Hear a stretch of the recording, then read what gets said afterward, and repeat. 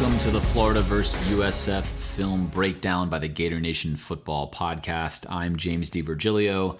As always, if you like the content, subscribe to this channel. Check out the podcast where each and every Monday we bring you analytical content on the Gators.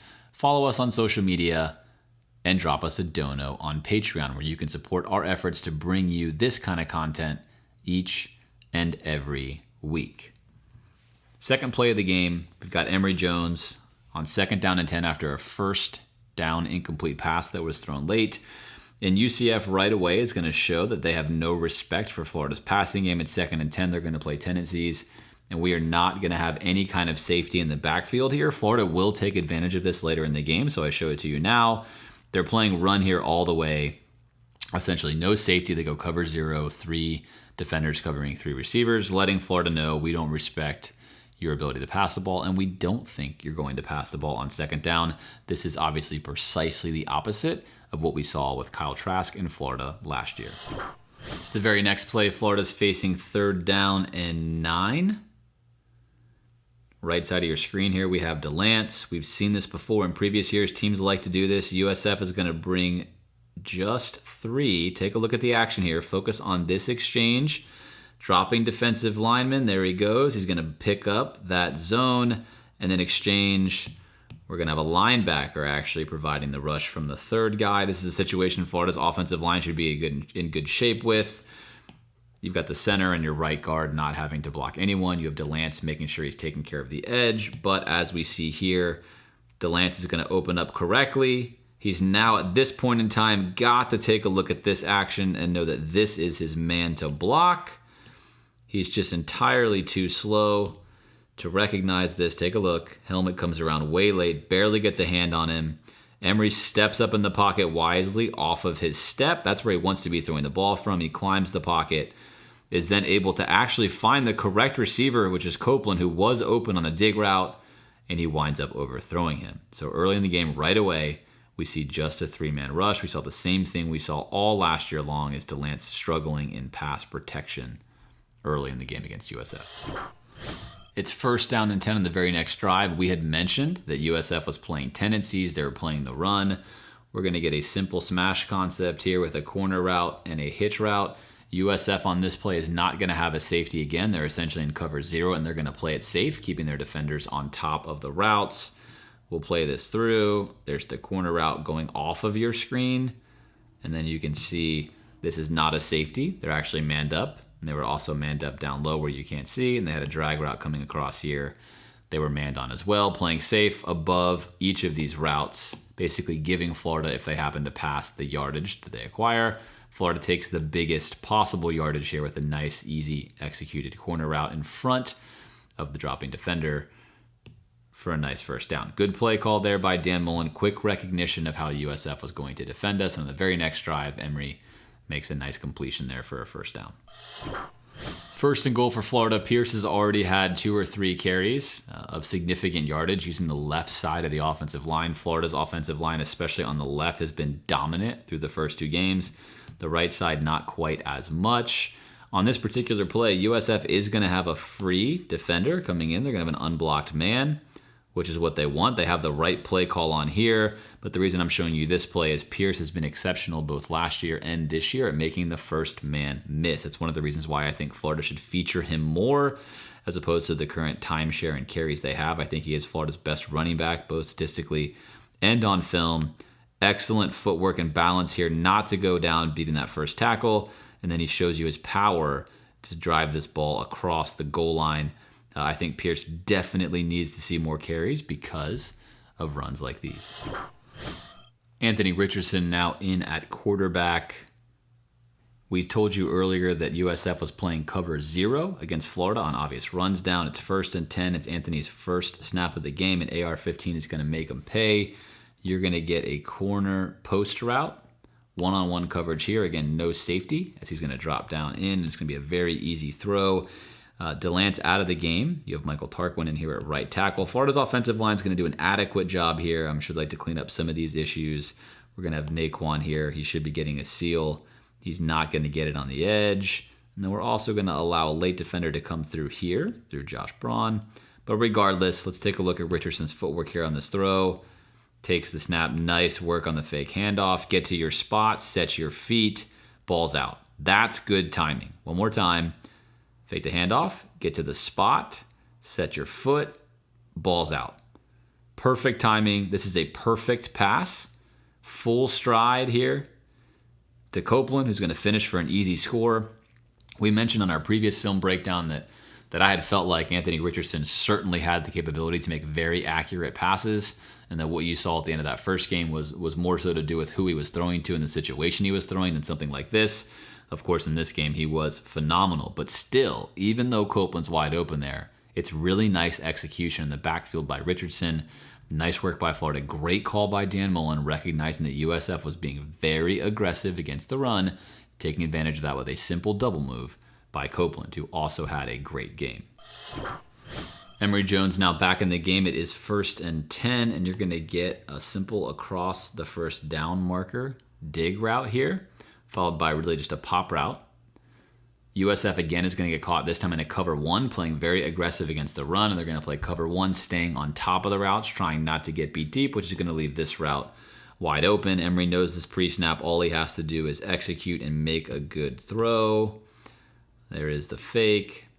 Unblocked man, again coming off the edge, playing very aggressive by USF. Emory quickly. Take a look. We've talked about his shifty eyes. Quick look here. He's not really making a read there. At this point in time, pre-snap, he's already, in my mind, got to be thinking this is where he's going. The alignment's perfect for this throw. Either way, he's going to move the safety just a little bit. I think if he sticks his eyes a little longer, as we've talked about, this is a little quick for me. In fact, you can see the safety, which you can't see off camera. He never really even steps this way. If Emory holds his eyes for just half a second more, safety will lean this way, which will create even a bigger window for this route that's coming across. He's a little quick for my liking here with that. Either way, he does get his head back around and then stands tall and throws a pass to a wide open Henderson with a defender in his face. Nice work here by Emory to get this ball past him and put that on the spot. Again, something Emory does even when no one's in front of him, as we talked about, is he stays too upright. Take a look here. He's too vertical. He doesn't finish his throw. This foot you will rarely see finishing. He tends to do this even when no one's there. Now, it makes sense in this situation, but keep an eye on him throughout this film breakdown if he tends to do this or not in this game. Emory did show some improvements in this game, which is good. He definitely was better in this one than in game 1. And, of course, as you already know, we'll break down a couple of his interceptions where we see his weaknesses when it comes to some of the technical skills that are required for quarterbacking. 3rd down and 7, a down and distance that's going to be crucial for Florida all year long, especially if they struggle to pass the ball consistently against good opponents. Tarquin here at right tackle is going to take on a 3-man rush, something that obviously has gotten Florida in the past. We're going to get a really nice pocket here. In fact, the pocket's what's going to make this play. We have a stutter go at the top of your screen, which you can't see. Emory's waiting to read that stutter go. In reality, the ball should have come out just a half beat earlier. This play takes a while to develop. Florida's counting on that. It shouldn't come out there. It wasn't ready, but it should come out just about a half second before he throws it. He gets an extra pat in there, and really he ought to be throwing it when he's patting, but this ball is absolutely perfect. Perfect pass here. Xavier Henderson makes a really nice catch. I suppose slightly behind Xavier, but in all reality, that's a great pass. Xavier beats his man with a stutter go, makes a nice catch for a touchdown. Nice ball by Emory. Florida off to a very good start. Now, a lot's going to be going on in this play. Dan Mullen has talked a lot about obviously having a younger quarterback and some of the things they may not bring that older quarterbacks bring that we don't see easily when watching the game on television. This is a potential example of that. Of course, one thing I can't know on any of these film breakdowns is the exact play call, and that does matter, and it especially matters when it comes to protection.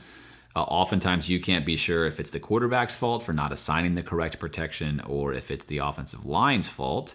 In this case, because we have our left tackle, Guraj here, who's been a rock-solid, stable player for Florida now on film for a long time, and we have Anthony Richardson, who's obviously young and emerging. We're going to assume this one falls on Richardson, but the quarterback needs to call the protection correctly. And a simple example of this is the play call comes in. He's then going to tell the offensive line who the Mike linebacker is or who the Will linebacker is on the weak side or whoever the key linebacker is going to be, and all of the protection will then be based upon that. So, for example, if these two linebackers wants to blitz, he can tell his linemen who should be picking up who, and he can also tell his receivers, hey, if you see these guys come, I need you to run a hot route because that's where the vacant area is. All of that stuff can be done pre-snap with protection. We have no idea how much of that is given to Anthony Richardson, but we know, since Dan Mullen has mentioned it, and most likely he's mentioned it on this exact specific play, he talks about where Anthony Richardson takes a play and then does something technically that's not right, but then makes it okay. In fact, his read here, protection comes in, by the way, they both blitz. Take a look at Guraj's head. He's looking inside here. Malik Davis is going to pick up the furthest outside blitzer, which he does, and then Guraj is going to miss this, which most likely means we have a mis-ID'd protection. Of course, it's possible Guraj just bricks this, but unlikely. Now, Richardson is looking at the right spot over here for this matchup. He's got Whittemore running off. He's got a hitch here, simple high-low. The right read is he's ready to do is to throw this hitch route, which I'm sure he's going to do. He feels this pressure right here. There's Copeland. He's open. This ball can be thrown. He feels this pressure, and he tucks it. And he's going to wind up keeping his eyes downfield. That space gets cleared out by Shorter up the sideline, and then he's going to beat his man here, and he winds up making a nice gain. So this is an example of a play where Richardson uses his legs to get away from something that he potentially created. So now let's imagine that Richardson is Tom Brady or Kyle Trask. If he gets his pre-snap protection correct and everyone is ID'd correctly, Florida has 1, 2, 3, 4, and 5 linemen plus a 6 protecting against 1, 2, 3, 4, 5, and 6. As long as he IDs correctly who potentially is coming, these guys should have no problem taking care of the blocks, and then he should be able to communicate to his receivers if he blitzes, I want you to run this route, or whatever the case may be. There's a variety of combos they'll have for a hot route or a smoke route to take advantage of that. And again, he does get the double blitz here. In the perfect world, this is going to be a quick slant. He's going to take this snap and hit this pass immediately, which is going to be the play that you might run. As it stands, he's going to look to his action over here, which is typical in college. Again, that's more of an NFL level situation where you're going to get that far down the rabbit hole. Of course, Trask did that stuff last year. But long story short, this is potentially a scenario where Dan Mullen will say, look, for as athletic as Anthony Richardson is and as great as he is, there's still times he's going to miss these technical items. And then he's going to wind up taking a play that could have been a good play, an easy completion, and potentially making it a sack. But here he actually gets out of it. So on this one, we're going to assume again, given that Guraj is such a rock-solid player, protection here is probably ID'd incorrectly. Otherwise, he'd pick that up. That leads to an almost sack. Richardson gets away from it and then makes a really nice little stiff arm there and takes that for a big gain. That, of course, is also a benefit of having a guy like Richardson, is he can take something he does wrong and still turn it into something good because he is that talented. 3rd down and 3 for Florida. Anthony Richardson in the game. He is going to run the Tim Tebow fake. There it is. There's the fake in the backfield. Very nice. Copeland at the top of your screen is going to take this up the field for a touchdown. But I want to look at what's happening pre-snap. Another really good call here from Dan Mullen. We're going to get a flat route here, and we're going to get a 3-on-3 from UCF in Florida in this area. And let's talk about each defender's role. USF is going to send. Typically what's going to happen here is your middle defender in this sequence is going to come and be responsible for the flats. And then you're either going to play this in man, which you can do, but given the alignment here pre-snap, Florida knows for sure that they're actually going to exchange this. He's going to be flat. He's going to wind up reading the release of the number 2 receiver. Does he release over here? Does he release inside? And he's going to do the same thing. He's going to watch both of these receivers, and essentially there's going to be different rules depending on the situation for how each defender wants to play this. Now, Dan Mullen knows this, and he's going to craft a nice little play. We're going to have Shorter kind of going Mr. Roboto over here and faking like he's going to block. Take a look there. Look, it's a screen. We're going to have a missed jam here. Take a look here. Missed jam there at the top of your screen. He whiffs the jam. The reason that jam is really important is if he jams this well, that gives this defender time to read the release of both of these. So if he gets a first in mover, he's going to just lock up on him. He'll stay with a first out move. In this scenario, if he winds up running an inward baked release and he goes over the top and they run an out route here, the corner will stay on the out route. He will sink back. And Dan Mullen knows this is the case, so he has a nice inside release here. which is going to tell this corner to basically push him and then drop into this spot. He's going to fake this. He's going to fake this block just to get in the way. Just a little bit of traffic right there. Take a look at those arms on Shorter. He just goes into full mode here. Look at this. Very nice. And then you've got Copeland, who's already beaten the jam. And now, because he's had to read this, who it's my responsibility, where are they going? Okay, this is the number one vertical route. I need to get him. And now this corner is going to stay here. He recognizes he's in trouble. They both recognize they're in trouble. And this play is over the top in for an easy score. Easy score. Now, again, it's really hard to know. They're going to talk to each other there. I'm sure about that. Every team has different pattern matching rules for how they want to handle what essentially becomes a 3-receiver set. Can't tell you exactly what the rule is, but Florida knows how teams want to handle this, and they take nice advantage of it here. This would work against a variety of pattern matching sets, whether they're in straight man, because you're getting a rub, whether they're going to play, high-low, or they're going to play east-west, or they're going to play first in, first out. There's a million different ways you could combo this. Florida takes advantage. Copeland runs free. Richardson sells the fake on the linebackers, holding everyone there for a second. And then on time, again, take a look at Richardson. There's the fake. There's the back foot. There's your throw. That timing couldn't be any better. He maximizes the throw window. One more time. Keep your eye on here. Here's the let's snap. Let's execute the fake. There's the step in. Right foot hits. Ball's out. It's exactly what you want. That's perfect timing. And even though Guraj is going to lose his man here again on this one, ball's out of there. Easy touchdown for Florida. Really nice play call there from Dan Mullen. Nice design. Effective work. And again, taking advantage of the fact that USF was playing very aggressively against Florida's run game. A chance to steal an easy touchdown. There's multiple ways to stop a zone read or any one of these option handoffs. In this case, Florida's going to run something they've been very successful with, which is the speed option out to the right. USF elects to defend this the correct way, which is to have the on the line of scrimmage linebacker take away the pitch man.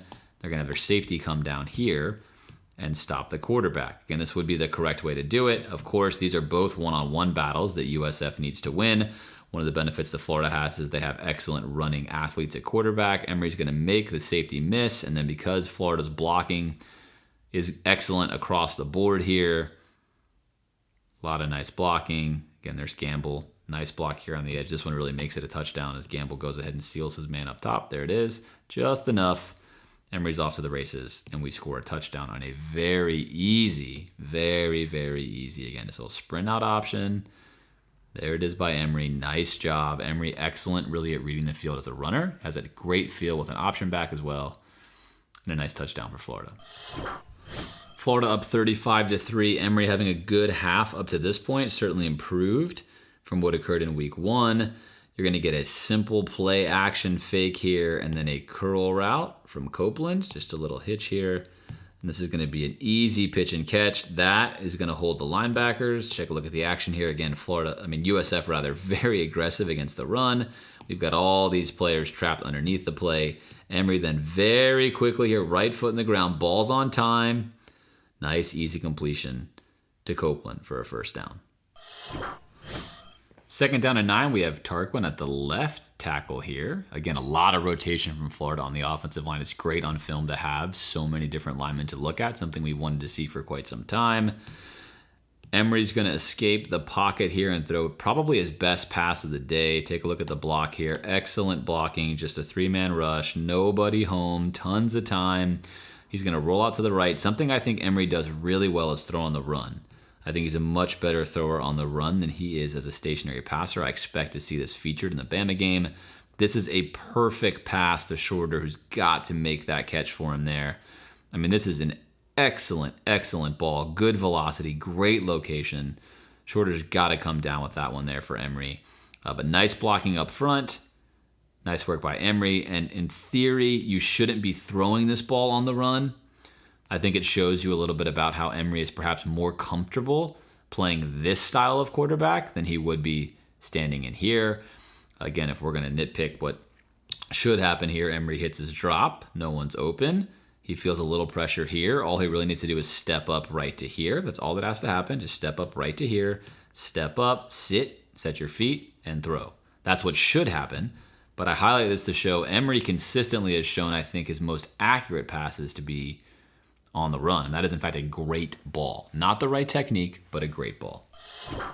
Just 23 seconds left here in the first half. We're going to get a high-low from Florida, something we profiled last week with Emory. He's going to make the right read here. Keep a look at the top of your screen. There's your high-low. Take a look at how USF is going to drop more than halfway. Again, we told you that ideally you want to drop halfway, maybe just a smidge more than that. Take away the deeper route, rally down to tackle down here. You can see that he just keeps drifting. Emory is looking at him. He IDs him. He's looking at him. This is the right move. Again, this is overly simplified here. The half is really almost over. He's just going to take 4 yards there, but that is the right read. That's the proper read. He read the defender correctly. Defender sank back. Take the check down, carry on. I highlight that to show that is the proper way to run that high-low in that situation. If that's the play, you got to take what the defense gives you. And the defender clearly allowed the underneath throw. Take the underneath throw and allow your athlete to make a play. 1st and 10 in the third quarter. Now Florida looking to build upon its 35-3 lead. USF making some halftime adjustments. And one of those is on 1st and 10, they have 3 men at the line of scrimmage, and they are going to drop 8 on this play. They're expecting Florida to pass the football. It's a good time for Emory to have to make some reads here. Emory's going to take the snap. Let's watch what's happening on the near side of the screen. Corner is going to bail. Already showing you early, they're playing what looks to be a cover 3. He's going to bail early. There he goes. Emory doesn't really see any of this. Take a look at Emory. He's not seeing any of that. Take a look at his helmet. Sees none of that. He takes the snap, and he is throwing this flat route no matter what. He is not even looking to ID this situation. Again, take a look, cover 3. Now what's curious here is even if he's down low, he doesn't have that hitch route right there. That route's not going to be there. He's bailing and you think it might be there, but this is a standard cover 3. So in cover 3 defense, this corner that you can't see is going to drop back, cover the thirds. You've got a safety here that's rotating back here and another one coming back here. So you have 3 safeties. Then this defender's job here is to stop the curl and then go to the flat. So basically he's going to buzz this area and then come down here. Just initially stop that little curl route. Take a look, and he doesn't even have to worry about looking at the curl route because Emory is just looking right here.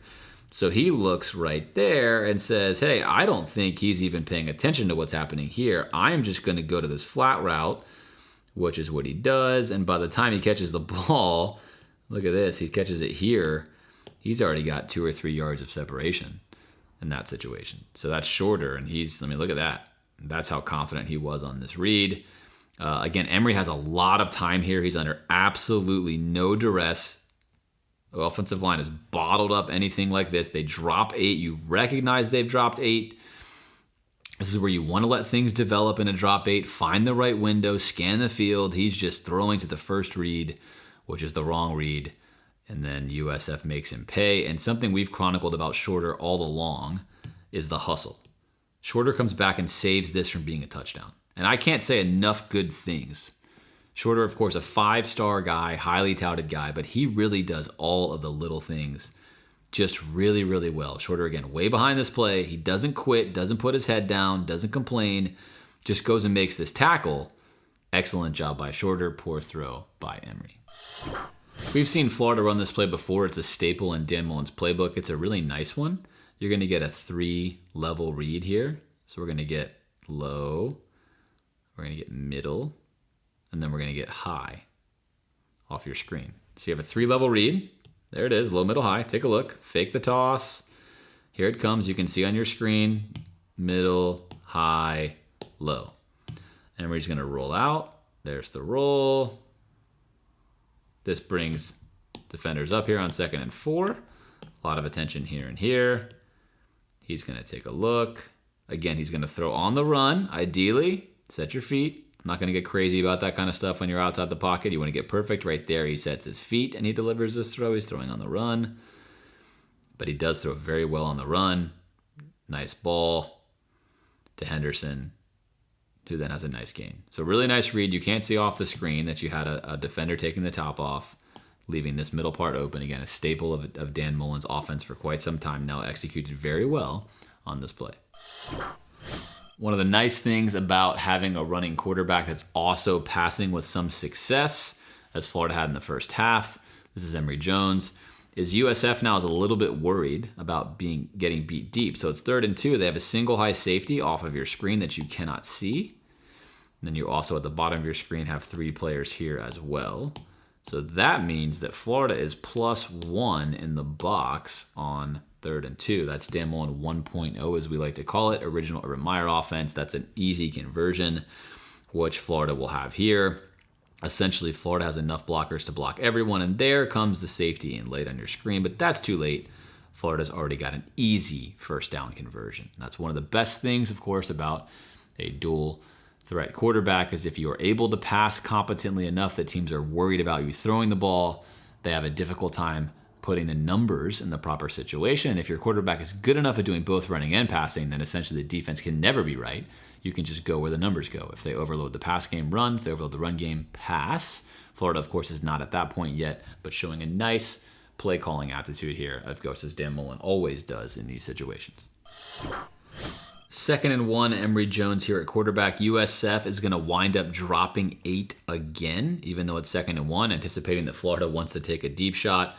Whittemore here is going to run an over the linebacker route. He's going to really just run an out route across the field. And then you're going to have a little low. Take a look here, a high-low attack from Kamori Gamble right here. So essentially what you have deeper than what you see on the screen, you're going to have the spacing here.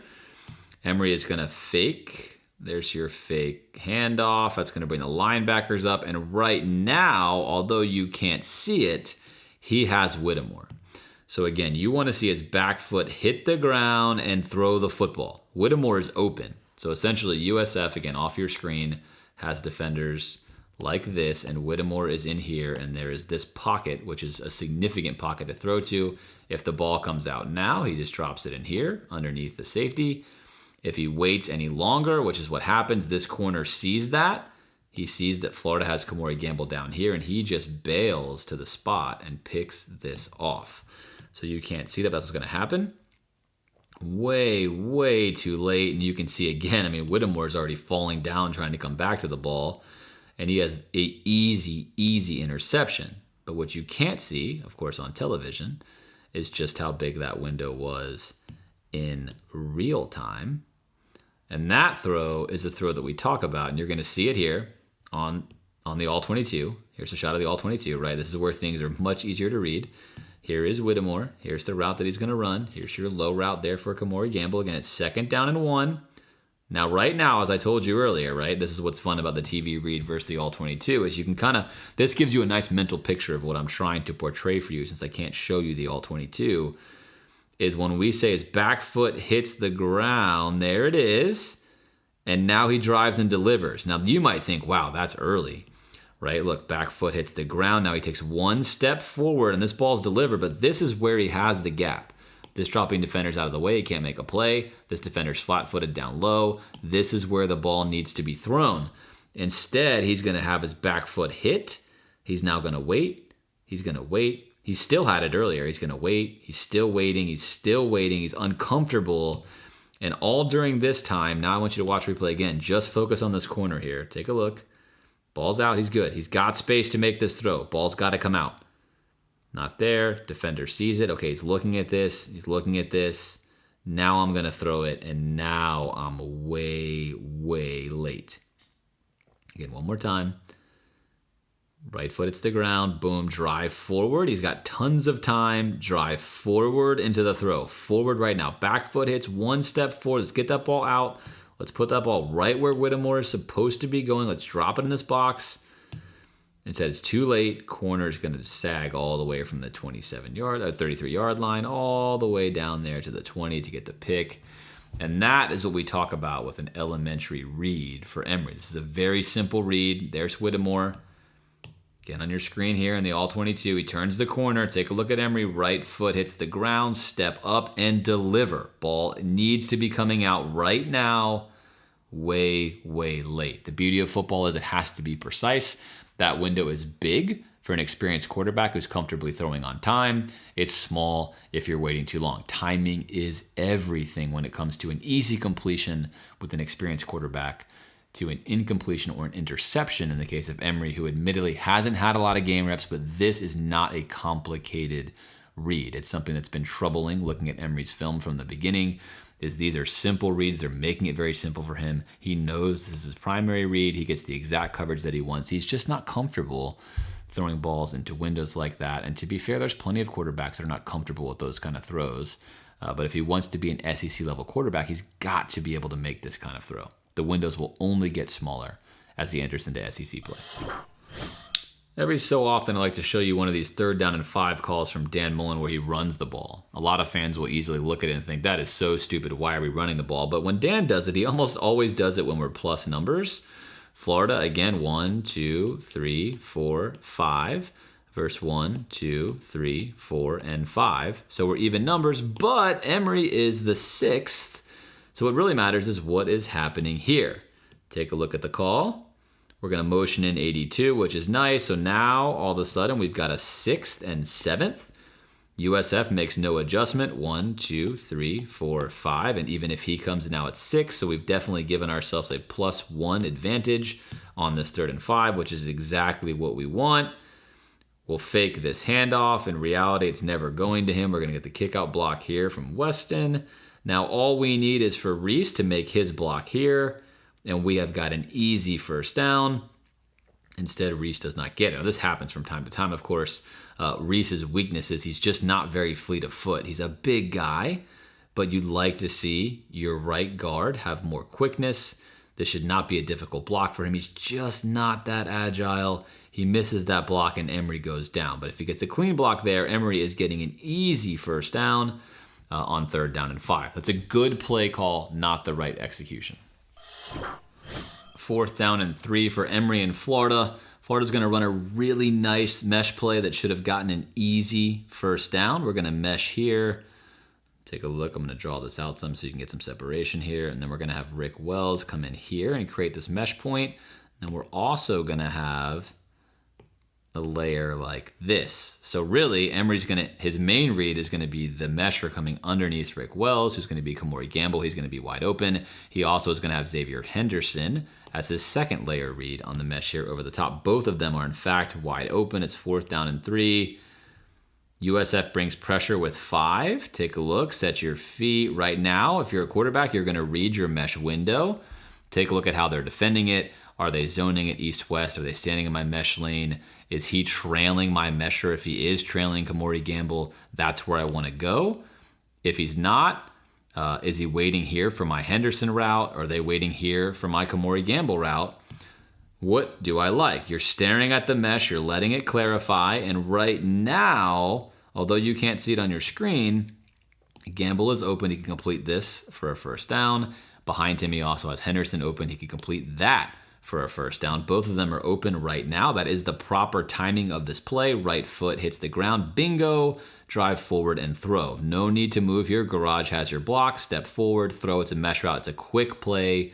Instead, he waits and waits and waits. A lot of waiting, tons of waiting. And now on TV, if you watch it, you would think, well, maybe these guys aren't open. Look, they're pretty covered. And then now I've got double coverage over here. So maybe nobody was open. That's not true. In fact, on the all-22, and Wells almost makes this catch, by the way, but on the all-22, very easy 1st down. And again, I'll stop it right here. But this defender is trailing Kamori Gamble. He's going to get through this mesh, and there's no way he stops him. And then Xavier Henderson, actually, his defender is further off the screen coming down. He also has an easy conversion on 4th down and 3. The play was designed for one of those mesh routes. It was not designed for the late throw that's made there to Wells. But again, Emery uncomfortable right now with making on-time deliveries. Again, these are not complicated throws. Big throw windows, not complicated. It's just not something he's comfortable with at this moment in his career. 1st and 10, Anthony Richardson back in the game. I want to show you a reason why. Of course, if you've watched these film studies now, you've seen really every single throw practically that Richardson's ever thrown, and you see why on each one I indicate why I like that, why I think that's good, and the reverse is true for Emery. We're looking for technical skills here. It's 1st and 10. We're going to get a 5-man rush, so USF is going to apply some pressure. I want you to focus on 2 things here. We have potentially some edge pressure going around Zipper, but I want you to look at Anthony Richardson's eyes. Watch his helmet. as I rewind this now, just watch his helmet. Fake handoff. Take a look at his helmet. He's going to feel the pressure. Take a look. He's not looking at the pressure. He's going to feel the pressure. He is not looking at the rush. His eyes are still downfield. Still downfield. Now look at this. He's not going to try and throw from off platform. He's going to set his feet and drive this throw. Again, these are not little things. These are incredibly high level, excellent feel for the game as a quarterback spots. Get to your spot. Your spot's being affected by pressure. Keep your eyes downfield. Move. Reset your feet. Make the throw. Take the hit. He knows he's going to get hit. Take the hit. Make the throw. And this is a Pat Mahomes-like pass. Standing off platform, square to the field, no chance to drive. Putting this ball, take a look at this. This ball's 40 yards down the field with velocity to Copeland for an excellent, excellent completion. But all of this is made possible because he keeps his eyes downfield. Feel the pressure. Right foot hits the ground. Keep your eyes downfield. Keep your eyes downfield. Set your feet. See your target. Make the throw. That is why he has repeatable skills. There's a reason why I think his ceiling is so high. It's not just because, he's running a guy over. He's stiff-arming someone. He's got a big arm. These are the things you're looking for when you're trying to evaluate your team's quarterback. At 2nd and goal, Anthony Richardson lost his helmet on the preceding play, or 2 preceding plays rather, and for the 2nd straight week, he doesn't get to come back in the game. Not exactly sure why. They don't just bring him in after he loses his helmet and perhaps get him a helmet that doesn't come off. So this doesn't have to happen. But either way, Emory Jones is in, trying to finish Anthony Richardson's drive at 2nd down and goal. You're going to get just a little whip route here where he's going to step in and then come out with Whittemore trying to run a large, really over route to the corner of the end zone. They're going to do a nice job on Whittemore, constantly bumping him, harassing him. He's not going to be able to get over there. But this play is all done by Emory. So right away, Emory right here puts his foot in the ground and he opens up, and he does have the whip route. The whip route is an actual route. It's available. He has a window. He could put this ball off your screen where you cannot see it. That's there. This is certainly not there. The read on this has absolutely got to be whip route to over route. That has to be the read. It's a low-high read. He has everything he wants right now. Back foot in the ground. Drive that throw. Instead, really pre-snap, he's pretty much telling you he doesn't want to throw the whip route. He's not going to throw the whip route. He's really only hoping for the over route. And you can see this by the fact that he puts his foot in the ground. And despite there not being any pressure, he just begins to kind of drift and move and drift and move. And he's just peeking. He's just waiting for Whittemore. And then in the wrong sequence right here, he chooses to check the whip route. Well, that whip route has long sailed. That route's no longer a route anymore. Now you basically just have a receiver standing in the end zone with a defender on him right behind him. That's sailed. That timing window's off. And now what he really should do is come here to his check down and shorter. And in fact, this is going to be a one-on-one opportunity for a touchdown, but he's locked in. His eyes are still here, and he just thinks, I'm getting rid of this ball, and I'm going to throw it into triple coverage. And here, again, was your whip route that finished. Here's your corner peeling off. Here's triple coverage. They've been harassing him. They basically told you, do not throw the ball here. We're not going to let you throw this. He throws it there anyway. This should be a turnover. He's fortunate it's not. Again, these are not complicated reads. It's a low-high read. It's a high school read. Look at your whip. If you like your whip, drive it down. If you don't, wait for your over-the-top route. If that's not there, hit your 3rd check down. Very, very simple. He has plenty of time, not complicated. I don't say these things, obviously, to dog Emory. We're just analyzing the read progression and the processing ability right now of him as a true quarterback, and it's just not there when we look at these plays. 4th and goal on the same drive here from Florida. This is a nice play call. This is wide open. It's not going to look open when we look at the technique that happens. You're going to fake the handoff to Pierce. Or sorry, not Pierce. You're going to fake that. And that's going to be Malik Davis there with a nice block. Sorry about that, Malik. Nice block. He's going to clear him out. And if you just watch this as a fan, you think, oh, he's covered. That's too bad. Almost makes a play. And that's Nick Elkness who's there. But let's watch what really happens here. So he needs to fake this. Fake foot in the ground. Stop. Stop, stop, stop, stop, stop. Where are you going? Imagine this again. Fake, stop, stop, touchdown. That's a touchdown. Take a look. This is a touchdown. They have no chance of defending this. Put it to the L. Put it anywhere in here. That's a touchdown. Instead, he's going to run away. I'm running away. I'm still running away. No one's near me. No one's even chasing me. I'm going to jump backwards and throw a fadeaway and make this a 50-50 jump ball. No need for that. This is an easy touchdown. Play fake. Trust Malik to cut the block. Trust him. Plant your foot in the ground. Throw the football right here. Look, take a look right now. Pause it right now. Take a look on your screen. No one is defending this. This is a touchdown. That's easy, easy, easy. But not easy if you don't get the technique correct. Technique in quarterbacking in football at every position. Get your technique right. Get your footwork right. It makes it much easier. 1st and 10, Anthony Richardson. And again, hopefully we have one of these plays every single week. It's been fun. We're now 2 for 2. This is sort of like when you watch Pee Wee football highlights and there's one kid on the field who's just that much better than everyone else, and you sort of hand him the ball and everyone chases him, and it doesn't matter what they do, they can't stop him.